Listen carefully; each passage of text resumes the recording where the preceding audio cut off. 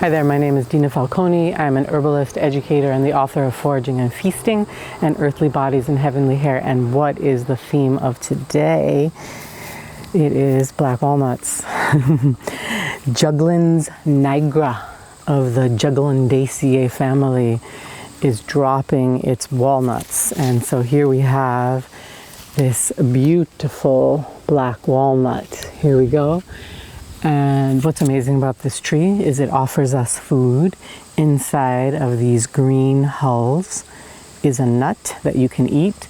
But also for me, a big part of what's amazing about black walnut is actually the green hull, this outer soft hull.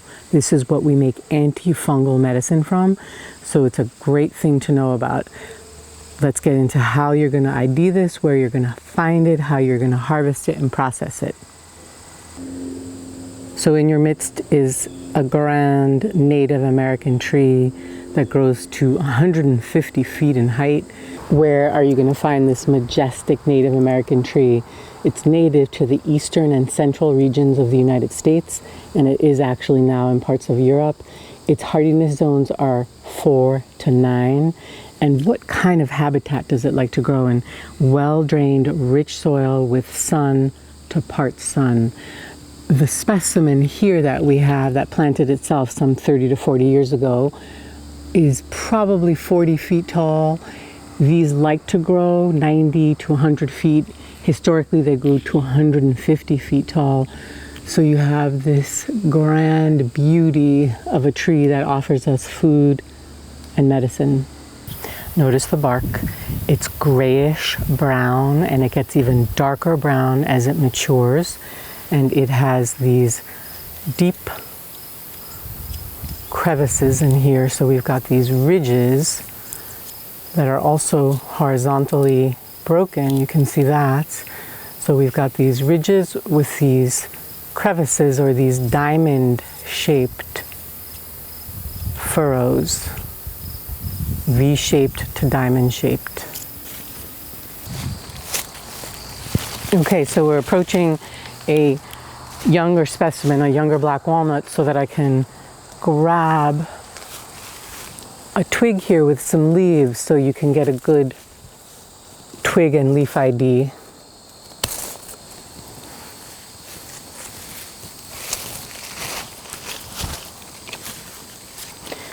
Okay, and now we're going to go over there to the picnic table. When IDing Juglans Nigra, black walnut, you want to make sure that you see alternate leaf arrangement. So the leaves alternate up, right? They are not opposite, but they're called alternate, and they are compound leaves. These are leaves. This is one leaf. It's a compound leaf, and it is made up of many little leaflets. And these leaflets are arranged in an alternate pattern. It looks, I'm gonna bring you up close so you can see what I'm talking about. Here I'm holding one leaf blade of black walnut, and at this angle I'm hoping you can see the leaflets and how they look like they're opposite, but in fact they're alternately arranged. Notice the leaflet shape. It's lanceolate and ovate as well. If it's a little bit broader here, it would be ovate. So they range from lance-like to egg-like. And notice the leaf margins. They have serrations. They're all tooth there on the edge. I'm going to just actually turn this around so you can see the back side of the leaves, which give you a better veining view. The veins are feathered. So we have toothed leaf margins with egg to lance-shaped leaves. We have pointy tipped. I should keep reminding you that we're looking at leaflets. So this is a compound leaf made up of all of these leaflets, and these leaflets have pointy tips. I want to show you now the inner pith, the pith of a black walnut. And let's just cut into it. And the pith is basically the soft, inner part of the twig. And with a black walnut, what you have is a chambered light brown pith. Can you see that beauty? It's like teeny rooms that have been divided up, that have been partitioned off. So there are all these little cavities. I'm hoping you can see that. It's super cool. You can always tell you've got a black walnut by scraping the twig, scraping it and smelling and noticing that you've got a pretty strong, aromatically rich, cleanser, citrusy odor. So something's going on there. You should be able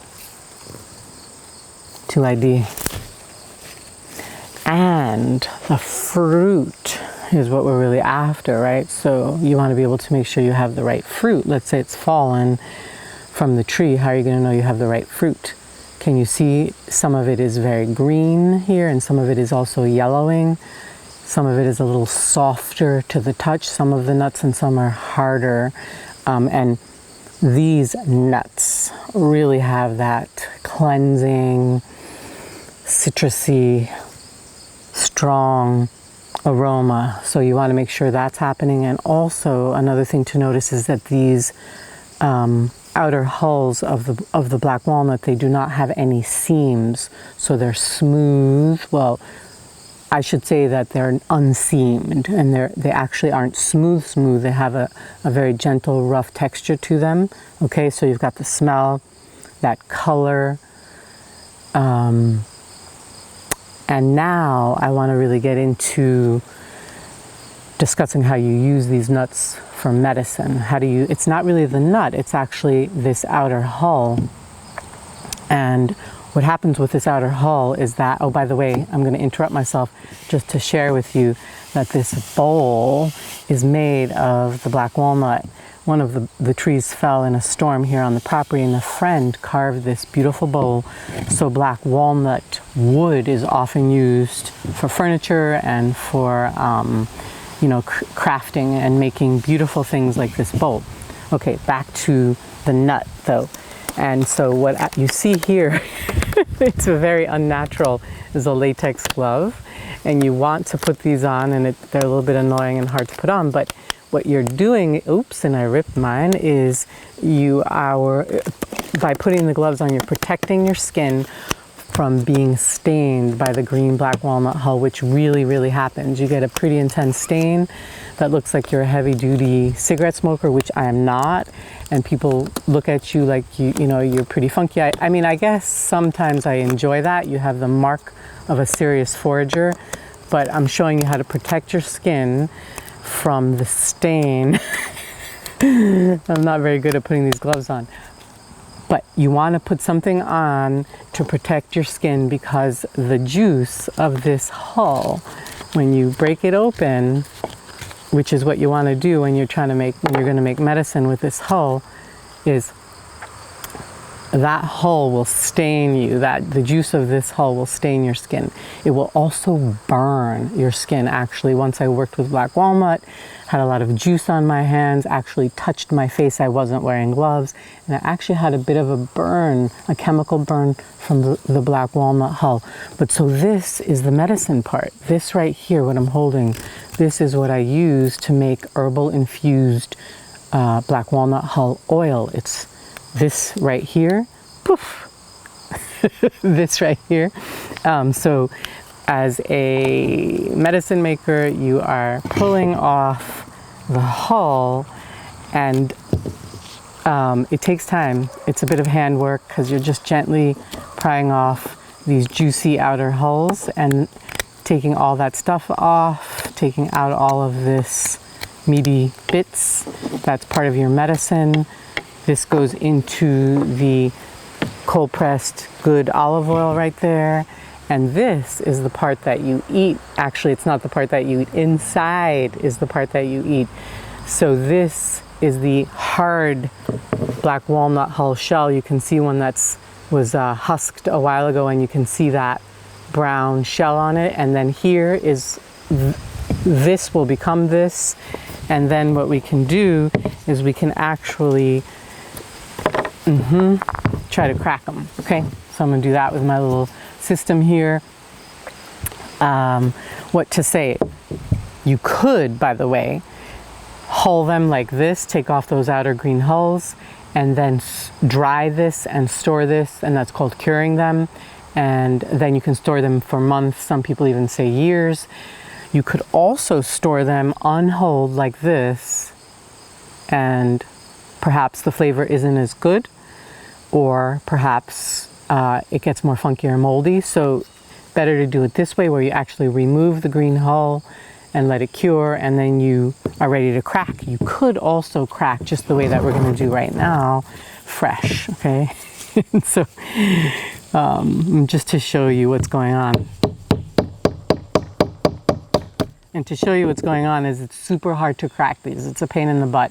And if you really get into eating these, you might want to invest in a nut cracker specific for black walnuts. But you can see that I've cracked it open, and the nut meat is what's light white colored in there. I hope you can see that. It's the light white colored meat. Maybe we'll give you a little close up on that. I have to confess that I do not really like the flavor of black walnuts, but I really do love the medicine of these hulls.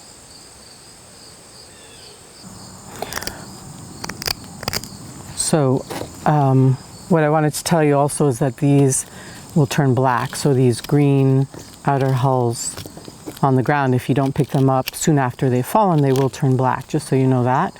And another just quick note about the medicine that I make with these green hulls, with these outer fresh hulls, is I tend to infuse them, as I've said, in a cold pressed olive oil, and then I typically turn them into a salve where I add a touch, just a little touch of tea tree essential oil, and I use that topically for all kinds of fungal and even partially septic skin conditions. So yeah, and also look at how much dye is coming off, right? So if I didn't have these gloves on, I would be, you could say, painting or staining my hands. They turn into a sort of a tannish tannish dark brown color. So that's, I'm going to continue cutting and then go on to the next steps. Let me just show you, yeah, what the nut meat looks like up close. This is the part that you eat. It's the soft nut meat, the walnut part, the edible nut, and this part is the hard shell that you do not eat. So you pick these out with a nut picker. This is black walnut meat you can use in place of regular walnuts, although they're stronger flavored. So there you have a close-up of this black walnut nut meat. You can cure the black walnuts after you remove the green hull, laying them down on a screen and just letting them air dry for a few weeks. That's called curing. You can use these fresh green hulls for medicine. And like I said, I favor using them topically for antifungal, antiseptic issues. However, they are used for many other things, but that is for another lesson. So if you've enjoyed this and you'd like more, perhaps you'd like to check out my online course, Wild Food Health Boosters and Herbal Remedies, at wildfoodhealthboosters.com. See you next time.